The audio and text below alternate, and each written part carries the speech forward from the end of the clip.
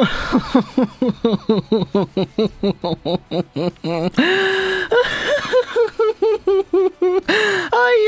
that was bad. That was so bad. I can't. Oh, man, there was so much good in this game. There was. It was 4-2. And then they got a break. They got a break with the camera lens. But no, they lose. This team is so bad. Oh, my gosh. They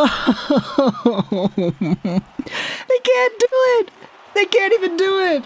I know Vegas is a phenomenal hockey team.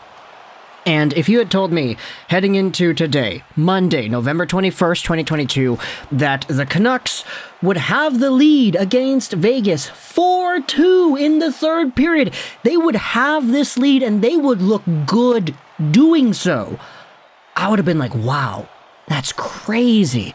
Crazy good for the Canucks, a team that has been struggling so much with blowing leads and, questions about their identity and the defense and who's good, who's not, who's staying, who's going. Demko sucks, everybody else sucks, everybody else is good, whatever. Demko has a great game against LA.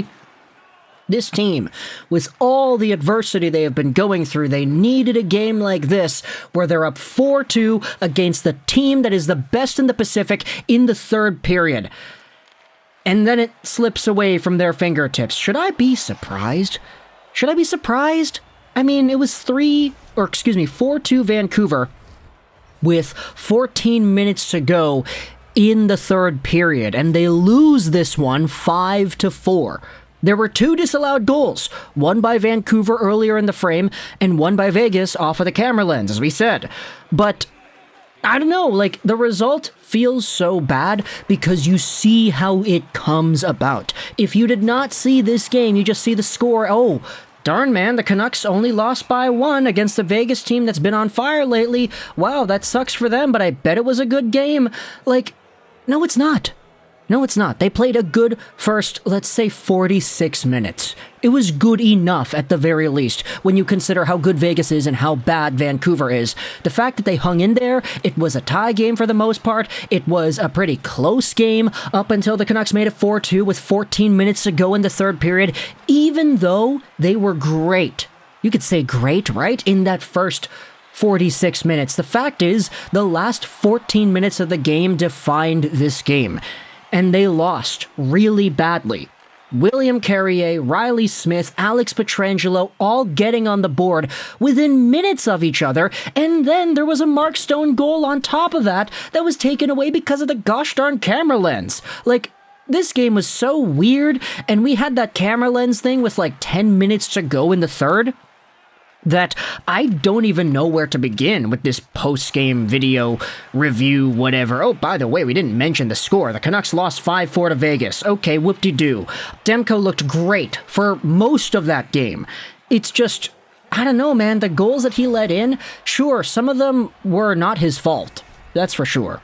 100%. A lot of these goals were just because Vancouver sucks at defense. But sometimes you just need that extra save, and I know that might be biting the hand that feeds me as a Canucks fan who is blessed to watch a good Demko play sometimes because it was good for the first 40 minutes of the game. But towards the end here, man, the Canucks hung him out to dry. They really did. That Alex Pietrangelo goal was terrible. Absolutely terrible. Just, you could see it coming from a minute away or 30 seconds away, something like that.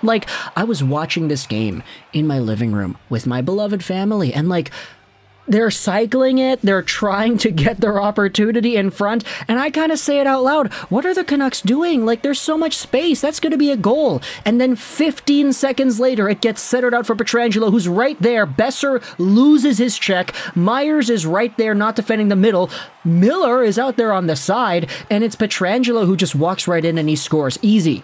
It's easy. Right through the 5-hole. Demko can't save that. What's going on, man? You saw Jim Rutherford after the goal that was called off by the camera lens just get out of his seat and walk away. And you saw Patrick Allvin and Emily Castonguay in that room as well. And they all looked kind of dumbfounded. I mean, Rutherford, you couldn't see his facial expression, but you could probably guess because he walked away from the camera and looked pretty upset. Let's just go over the goals. We have 9 goals to get through here, so That's a lot, right? The first goal of the game, it's called off. It's an offside that takes place 33 seconds before the goal actually goes in, where Dakota Joshua has a very nice play down low. It's centered out for Curtis Lazar, who bangs away at it, and it goes in. It's 1-0 Vancouver until, wait, no, it's not. They're challenging. Oh, are they challenging for goalie interference? It looked like it could have been because Lazar was banging away at Logan Thompson's glove, but no, they challenge it for offside, and the offside is validated, so it's 0-0 at the end of the first period.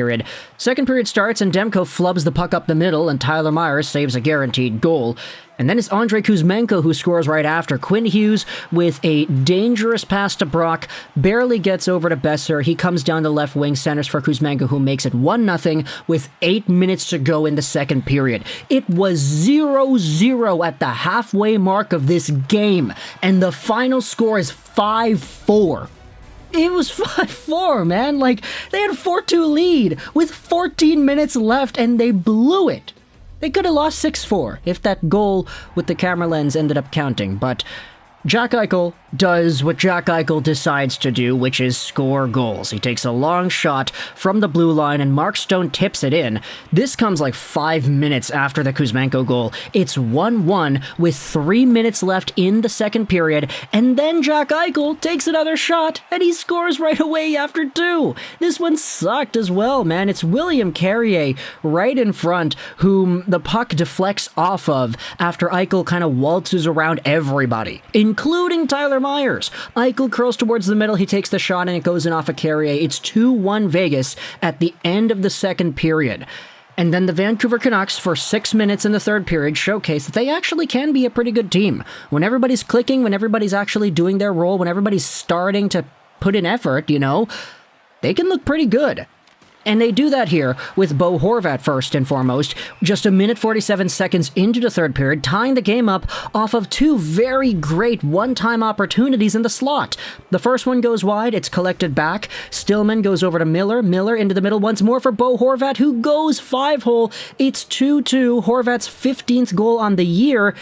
You give it a few more minutes after that, the Canucks have a power play. They don't get a goal in it. It looks pretty bad. The second unit was a disaster. They gave up a shorthanded opportunity for Vegas. It was really bad. But eventually, give it a few more minutes, and it's Quinn Hughes at the Vegas blue line with an absolutely beautiful move to keep the play alive. Just absolutely dangerous play, but he gets it done, and he moves the puck over to a safe area. He goes over to Schenn. Schenn with the long shot, and it goes in off of Nick Hague and Logan Thompson. 3-2 Vancouver. Luke Schenn is the first Canucks defenseman this season with multiple goals, which is kind of funny, but, I mean, he's been an absolute warrior this season, so I could say he deserves it. Pettersson then gets a goal immediately after this one, too. It's Kuzmenko on the half boards who rings it around for Ilya Mikheyev, who throws it out in front for Petey. The one-time shot gets saved. He's on the rebound, and he pots it in. His 10th goal on the year, making it 4-2 Vancouver, and then the floodgates open up. Yeah, I'm not going to let the Canucks fans who are watching this video feel good about that Pettersson goal, because right away, William Carrier. The Canucks cannot clear the front of the net, and Miller loses his check, Stillman loses the puck, Demko can't stop the rebound. It's 4-3. The very next play after that, when Vegas scores yet again. This is Thatcher Demko who flubs it up by throwing the puck up the middle of the ice, and Riley Smith right on the doorstep ends up banging it in. Tie game, and all it took was 2 minutes to do so. Then we have the stupid camera lens goal that wasn't recorded. It's Mark Stone who ultimately gets a rebound in front. Nobody clears the puck because, yeah, I mean, the rebound was a little bit too far in front of Demko. Nobody was there to clear it. It doesn't count either way. It's 4-4, but then the Vegas Golden Knights score immediately after, and this one you could definitely see it coming. The Canucks give the Golden Knights way too much space. Stone to Pietrangelo in tight. He goes 5-hole. Besser doesn't pick up his check. The Golden Knights, I mean, they're a good team, and they came alive in this one in the last few minutes just because they're like, yeah, I mean, we want to score. Jack Eichel, do your thing, Jack Eichel. And Pietrangelo had all the points in the world here as well. Mark Stone almost had 2 goals, but, yeah, no, that doesn't go through.